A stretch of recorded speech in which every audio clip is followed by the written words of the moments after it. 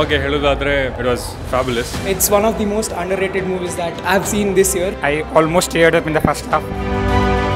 Sensitive ವಿಷಯನ ತುಂಬ ಚೆನ್ನಾಗಿ ತೋರಿಸಿದ್ದಾರೆ.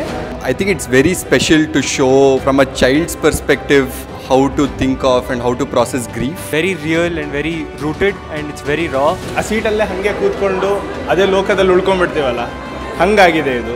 I loved it. ಇದು ನನ್ನ 2ನೇ ಸತಿ ನೋಡ್ತಾ ಇದ್ದೀನಿ ಸಿನಿಮಾನ. ಸೆಕೆಂಡ್ ವಾಚಲ್ಲೂ ತುಂಬ ಇದೆ ಅಬ್ಸರ್ವ್ ಮಾಡೋಕ್ಕೆ. ಸೊ ತುಂಬ ಸುಂದರವಾದ ಡೀಟೇಲ್ಸ್ ಇತ್ತು ಈ ಸಿನಿಮಾದಲ್ಲಿ. ಐ ಆಮ್ ಸೋ ಹ್ಯಾಪಿ ನೀವೆಲ್ಲರೂ ಬಂದಿದ್ದೀರಾ ಈ ಥರ ಸಿನಿಮಾನ ಎನ್ಕರೇಜ್ ಮಾಡೋಕ್ಕೆ.